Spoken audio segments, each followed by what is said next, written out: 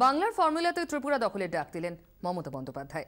আগরতলার আস্তাবল ময়দানে আধ ঘন্টার ঝোড়ো বক্তৃতা। তৃণমূল নেত্রী স্পষ্ট করে দিলেন তার 4 পয়েন্ট এজেন্ডা। জাতির জননী মমতা বন্দ্যোপাধ্যায় জিন্দাবাদ, জাতির জননী মমতা বন্দ্যোপাধ্যায় জিন্দাবাদ, জাতির জননী মমতা বন্দ্যোপাধ্যায় জিন্দাবাদ। তিনি পোর খাওয়া রাজনীতিক, বাংলা হোক বা ত্রিপুরা, মানুষের নাড়িটা বুঝেন। তাই আধ ঘন্টার বক্তৃতায় ছুঁতে ভুললেন না সবচেয়ে স্পর্শকাতর দুই প্রসঙ্গ। 40 টাকা নাকি আলুর কিলো, সিপিএম খুব ভালো।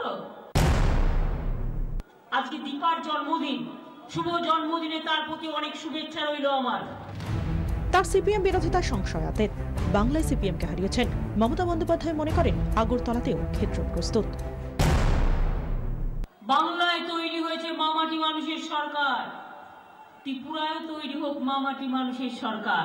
এই আস্তাবলের ময়দানে 2018 সালে আপনাদের জিতিয়ে মানুষের রায়ে আবার বিজয় উৎসব এখানেই করে যাব। আজকে এ কথাই বলতে সিপিএম এর বিসর্জনটাও এখানেই হওয়া উচিত এবং আজ থেকে সিপিএম এর বিসর্জনের আজকে আওয়াজ উঠুক।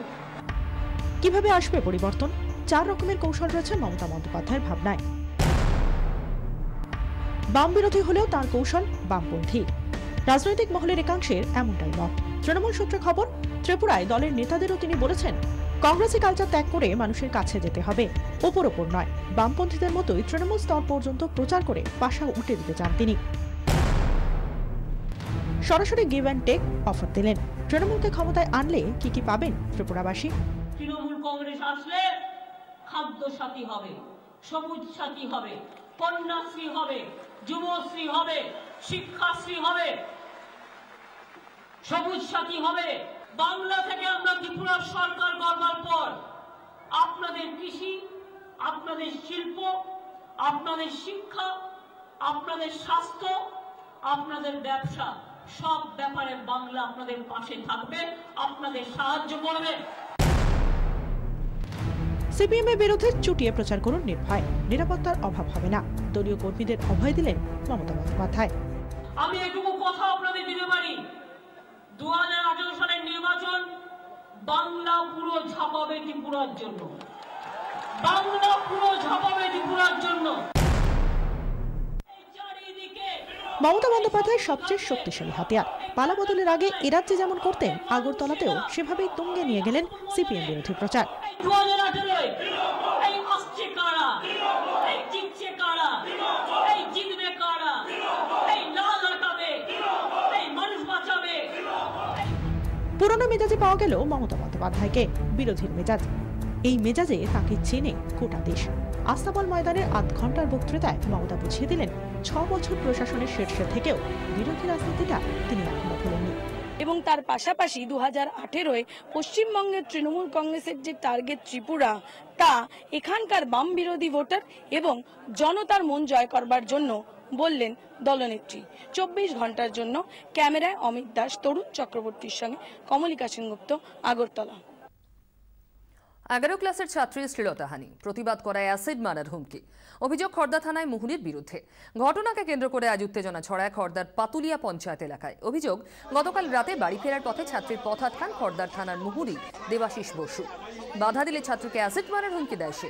এই প্রথম নয়, খড়দা থানার এই মুহুরীর বিরুদ্ধে আগেও বহুবার এমন অভিযোগ উঠেছে।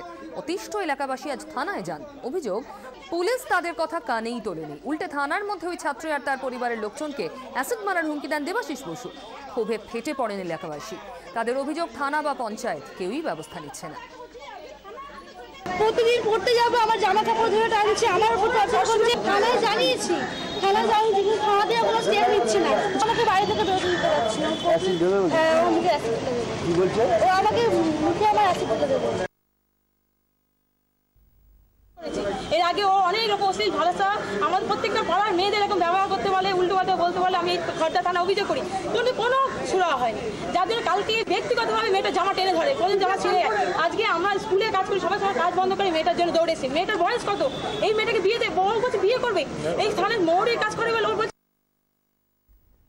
ফের পড়ুয়াকে মারধরের অভিযোগে কাজ করা শিক্ষিকা। এবার হরিনাভি দ্বারকানাথ বিদ্যাভূষণ উচ্চ বিদ্যালয়ের ঘটনা। ছাত্রের পরিবারের অভিযোগ, বাড়ির ভয়ে ক্লাস পরীক্ষায় প্রাপ্ত নম্বর নিজের হাতে কেটে বাড়িয়ে দেয় পড়ুয়াটি। পরে তা নজরে আসে স্কুল শিক্ষিকা কমলিকা চক্রবর্তীর। পরিবারের অভিযোগ, এরপরেই ওই ছাত্রকে বেধড়ক মারধর করেন শিক্ষিকা। ছাত্রটি বাড়িতে এসে অসুস্থ হয়ে পড়ে। তাকে চিকিৎসকের কাছে নিয়ে যেতে বাধ্য হন ছাত্রের পরিবারের লোকজন। গোটা ঘটনা জানিয়ে সোনারপুর থানায় অভিযোগ দায়ের করেছে পরিবার, যদিও থানার তরফ থেকে এখনো কোনো ব্যবস্থা নেওয়া হয়নি। স্কুল ছাত্রকে মারধরের অভিযোগে প্রধান শিক্ষককে ঘেরাও করে বিক্ষোভ। ঘটনা দক্ষিণ দিনাজপুরের কুমারগঞ্জ ব্লকের ডাঙ্গারহাট উচ্চ বিদ্যালয়ে। খবর পেয়ে ঘটনাস্থলে পৌঁছয় বিশাল পুলিশ বাহিনী। সোমবার স্কুলে উদযাপিত হয় নির্মল বিদ্যালয় কর্মসূচি। ওই দিন ইউনিফর্ম পরে আসেনি দ্বাদশ শ্রেণীর এক ছাত্র। সে কারণে ওই ছাত্রকে প্রকাশ্যে মারধর করেন ভূগোলের শিক্ষক। মারধরের পর থেকেই কানে কম শুনছে ওই ছাত্র। ঘটনার প্রতিবাদে আজ বিক্ষোভ দেখায় স্কুলের ছাত্ররা।